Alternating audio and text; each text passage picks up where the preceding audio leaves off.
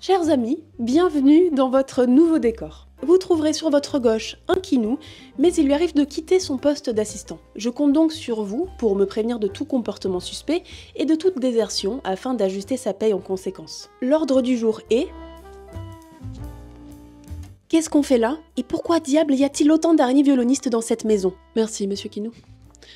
Alors ceux qui pratiquent l'Instagram sont peut-être déjà au courant de mon récent déménagement, et ils se disent peut-être que « Ah bon, mais ça devait pas ressembler à ça ton nouveau studio? C'était pas censé être une ruine ?» Effectivement, je devais utiliser cette pièce-là, mais il y a eu un changement de dernière minute qui n'a rien à voir avec le fait qu'il y a un piano de 200 kg au milieu, ni parce qu'il y a un sacré problème d'humidité. Si on se trouve ici, c'est juste parce que cette pièce est moins bruyante, donc c'est mieux pour enregistrer, et surtout parce qu'elle est jumelée au meilleur endroit de la maison, la mezzanine. C'est un lieu où je me sens vraiment bien pour écrire, collé sous le toit, avec un nid de pigeon à 10 cm au-dessus de ma tête.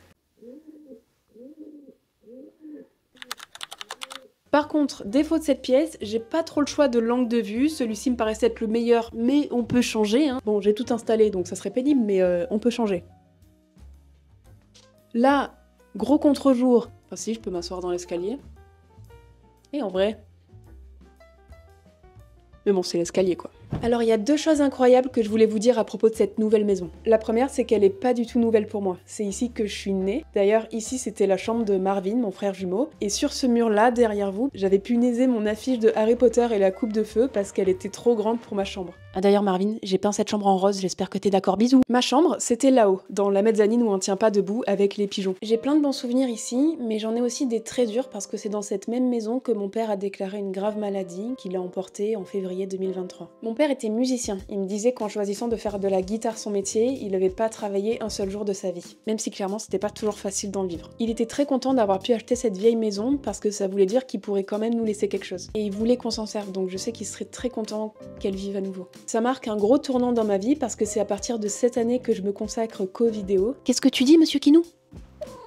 Il y a d'autres projets bien sympas en cours? Oui, mais j'en parlerai en temps voulu. Et puis ça va être vraiment fou parce que même si je suis pas l'unique propriétaire, eh ben j'ai le droit d'y faire des travaux pour que tout le monde, animaux y compris, soit installé du mieux possible. D'ailleurs ça a déjà bien commencé, d'où ma tête un peu fatiguée parce qu'on ponce, peint et trimballe des trucs lourds depuis le 29 décembre. Alors je pense pas faire de vidéo sur la rénovation comme Aline dessine parce que j'ai pas un dixième de son talent et parce que surtout je voudrais pas que monsieur Kinou fasse de l'ombre à Pipoun, ce qui arriverait inévitablement, on est d'accord? Mais je vous partagerai des petits updates sur Instagram et sur Tipeee, et si vraiment on fait un truc de dingue en rapport avec les animaux, ben je vous le montrerai ici. La deuxième chose que je voulais vous dire à propos de cette maison, c'est que le rez-de-chaussée est farci de l'Oxocellus rousse, les fameuses araignées violonistes ou recluses méditerranéennes. Elle fait partie des deux seules araignées ayant réellement une importance médicale en métropole. Je vous en ai parlé en détail dans cette vidéo, mais en gros pour faire très court, c'est une petite araignée beige qui fait les choux gras de certains journaux parce que de temps en temps, quelqu'un met la main dessus par accident et se colle une belle plaie nécrosante. Alors il y a un tas de choses qui font des plaies nécrosantes, avec en tête de file les infections à staphylocoque doré, Pseudomonas aeruginosa ou Streptococcus pyogenes.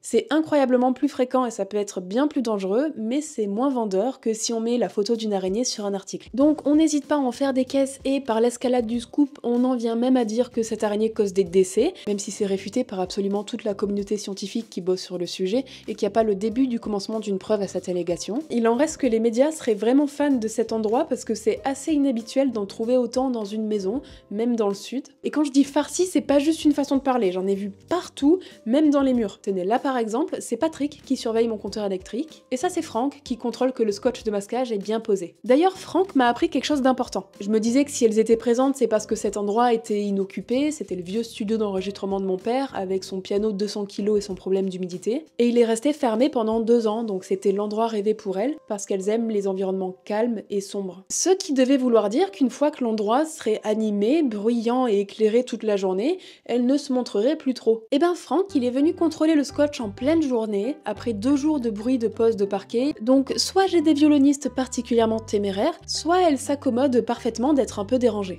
Quoi qu'il en soit, après l'épisode Franck, j'ai demandé à ma mère si elle se souvenait qu'il y avait ce genre d'araignée quand elle habitait ici il y a 30 ans. Et elle m'a répondu...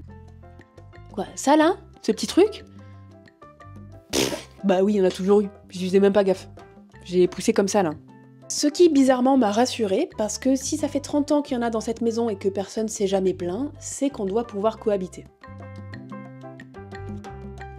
Ça m'a quand même donné l'idée d'une vidéo qui s'intitulerait « Comment bien déplacer une araignée quand on n'a vraiment pas le choix ». Mais je me suis dit, tant qu'à faire, autant vous parler de tous les petits gestes techniques dont vous pourriez avoir besoin en rapport avec les arthropodes, donc pour rappel insectes, araignées, mille pattes, crustacés. Par exemple, comment faire déménager une colonie de cloportes installée devant sa porte de garage, comment aider une abeille fatiguée, ou comment attraper correctement un papillon sans risquer de l'abîmer. Je me dis qu'il y a forcément eu un moment où vous vous êtes retrouvé sans trop savoir quoi faire devant un insecte, une araignée, un mille pattes, que ce soit pour l'aider, pour le déplacer ou autre. Ça m'est arrivé plein de fois avant d'en apprendre un peu plus sur eux, donc je me dis que c'est peut-être pareil pour vous. Donc n'hésitez pas à me dire ce qui vous serait le plus utile et je ferai une vidéo qui récapitule tous ces petits savoirs essentiels du quotidien. Ça sera pas forcément la suivante parce que là je suis en train d'écrire une grosse vidéo qui me tient vraiment à cœur.